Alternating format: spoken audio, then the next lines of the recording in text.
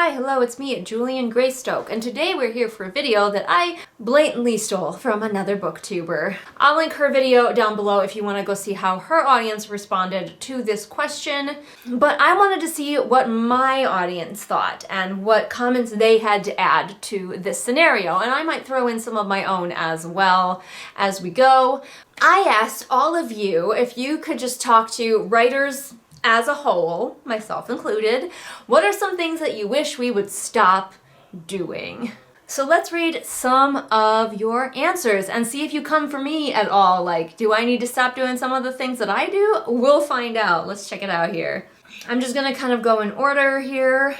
This first person says, a bit of a controversial pick, but I would love if enemies to lovers phased out of popularity already. I can't stand watching characters act mean and nasty, if not outright violent towards their supposed love interest, to be rewarded with a relationship. No thanks.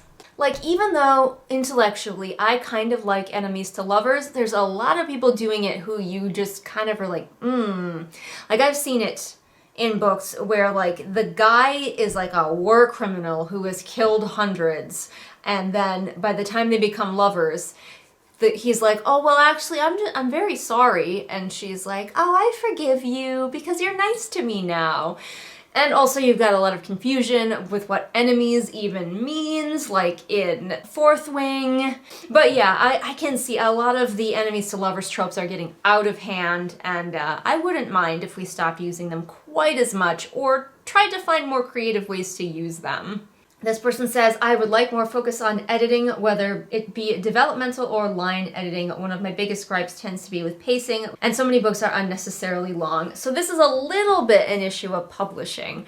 Now, not for self-publishing, obviously, but a lot of publishing right now, especially big name authors, are not being edited. They're just, hello, it's Chai. They're just being essentially allowed to write hundreds and hundreds and hundreds of pages, and then the book is given like line editing and sent out into the world. So developmental editing needs to be a thing. I definitely agree with that. And obviously all kinds of editing need to be encouraged in the self-published world as well, because we already have the reputation that we don't edit. So we need to squash that reputation by hiring editors. Hello, by the way, I'm a developmental editor. Nice to meet you. If you are feeling uncertain about the process of finding a developmental editor and how to even hire one of those, you can talk to me because, hey, you already found me. But anyway, yes, I do wish that publishing, especially in general, was focusing more on editing, and I do want to encourage all of us who are self-published to make sure you spend the money on editors. There are a few people who I believe can self-edit, not need a line editor maybe, but like I feel like developmental editing is pretty crucial, and line editing, especially for me, is super crucial. So spend the money. This person says, lately I feel like characters are really shallow in a lot of books.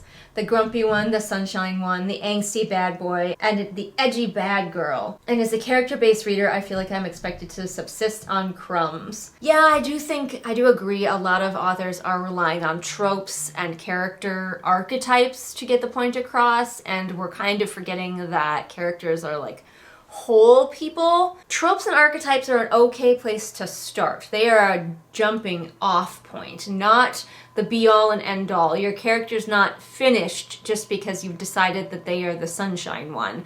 You have to go deeper than that, in my opinion. Now, I don't want to make this just a Julian advertises her services video, so I'm just gonna mention it once.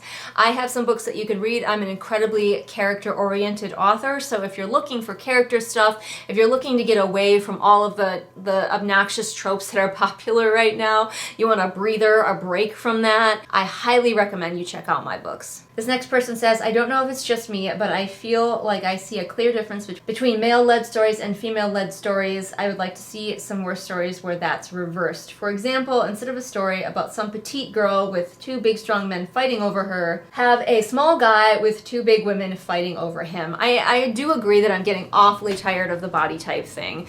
We apparently cannot escape everybody in these popular books having the exact same body type, and it's getting quite old. This person said, I would love to see authors stop making the main character go back to an unfaithful partner. That shit is toxic to me. Affairs are like poop in my ice cream. That's a great analogy. I would also like to stop seeing primarily thrillers have unfaithful partners when they should be supporting the main character. Basically, I want to stop seeing toxic relationships unless it's a pivotal plot point that would break apart the story without it. I would also like to see books where the virtue of the main character and the love interest actually match up. For example, not having a virginal main character who ends up with like the sex-crazed love interest. And I'm also paraphrasing here because their post is a bit long, but they're also sick of seeing that if two people of the opposite gender just happen to be in the same story, that they have to hook up by the end.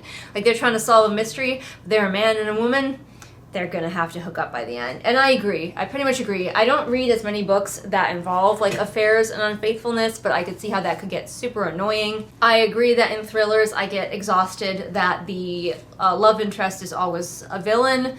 And yes, I 100% agree that characters who just happen to be the opposite genders do not need to just end up with each other no matter what at the end of a book. Once again, I glance casually at one of the books that I wrote that you will see behind me. I'm so subtle.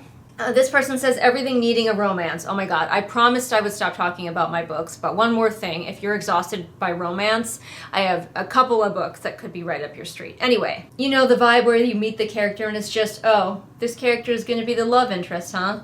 Okay, I guess. If your book is stronger for the romance, or if your book is about a romance, then yes. But if you're just putting one in because you've been told that stories need those, maybe don't and see what happens. Free yourself. The moment that I realized that I didn't have to write a romance into my books at all was one of the happiest author days of my life. That's not to say I'll never write romance into my books again. I'm planning to do it in one of my next projects, but knowing that I don't have to is like so beautiful and freeing. All you authors out there, I encourage you to stop and really think about your book and go, if the romance was just a friendship instead, would that ruin anything? Aside from the horniness. The horniness, I guess, is always a factor. Here's another person who says, I wish authors would think more about whether their stories need to be that long.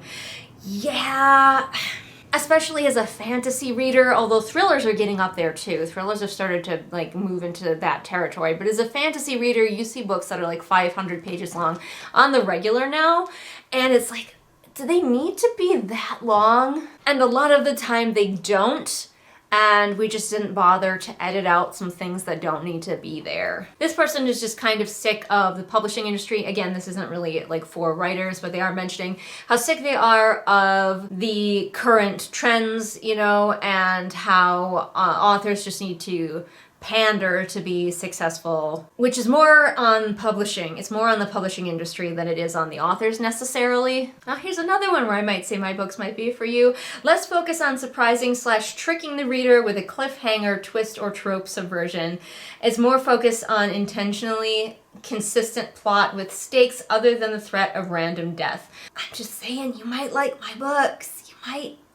You might. But yes, I agree that we are, again, falling into this trend of like using tropes as the stakes, and like there's definitely a trend of making characters unintelligent for the sake of the plot, and I'm really not in favor of that. I feel like that if the reader could come up with it, the character should also come up with it.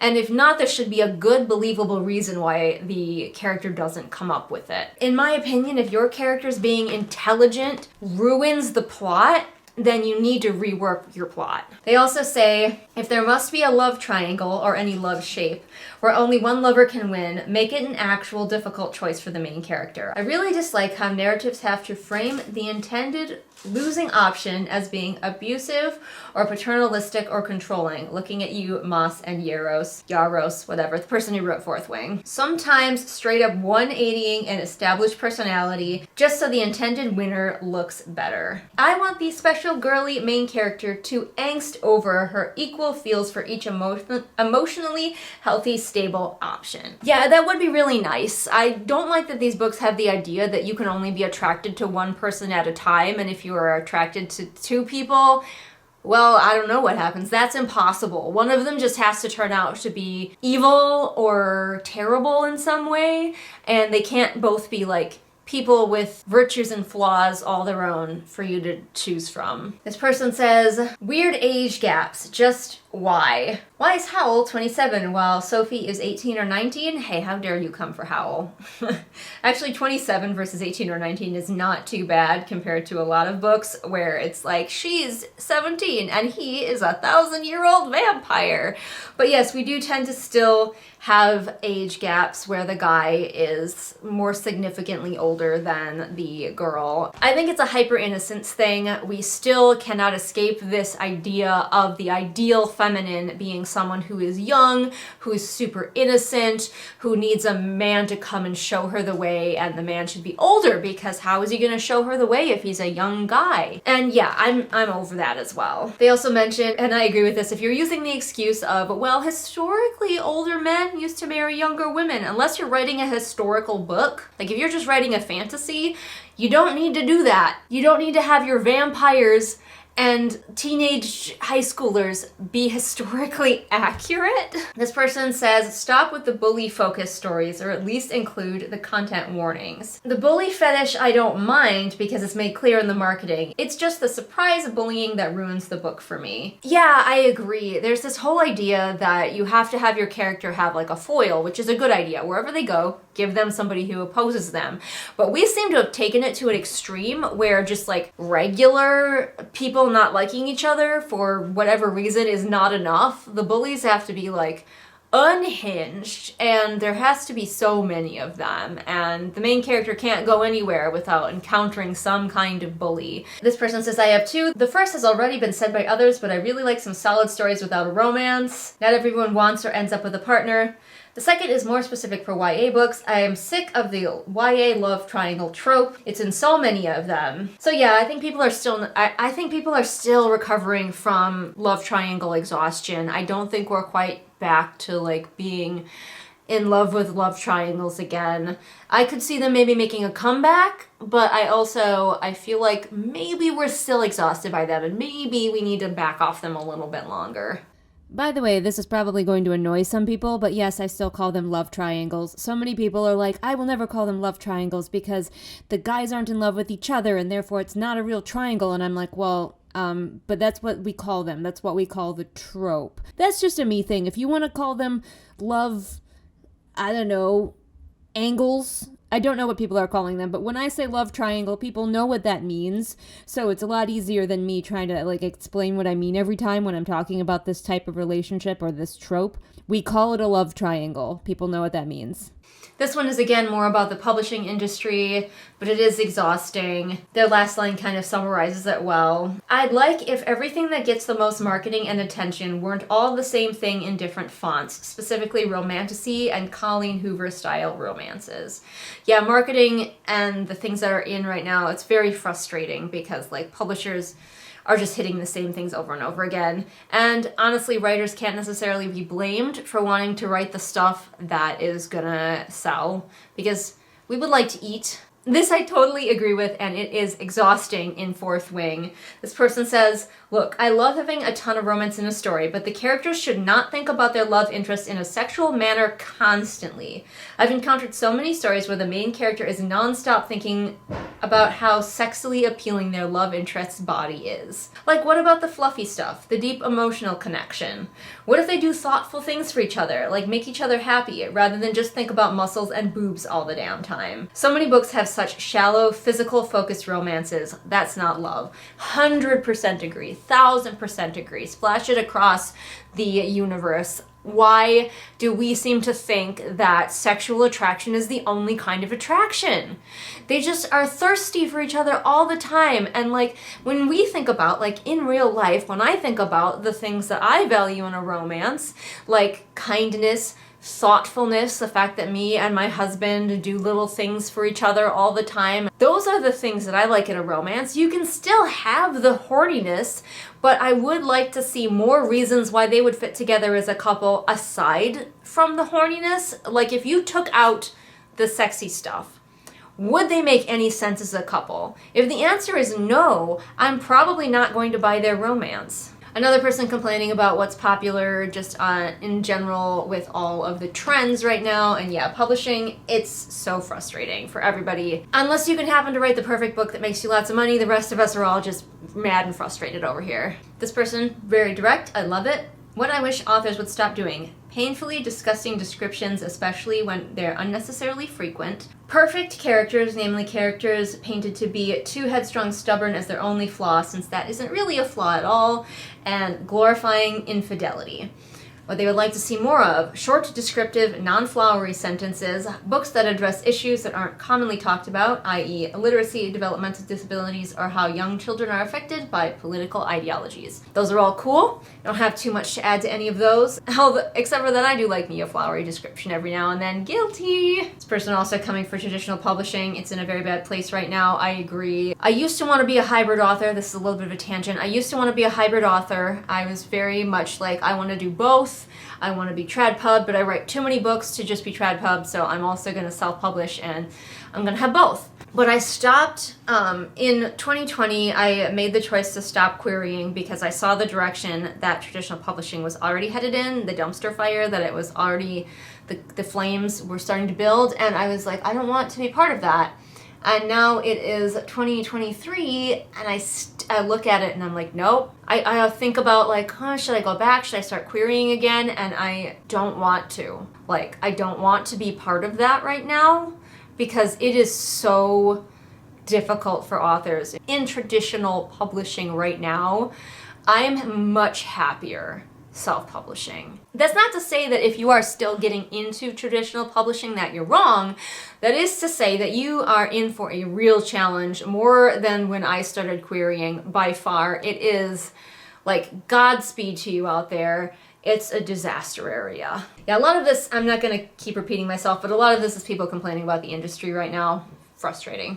This person says they would like to see less of the sometimes frankly insane amount of cis-het normativity. Right there with ya. This person says, stop assuming that shock value can save a shitty plot.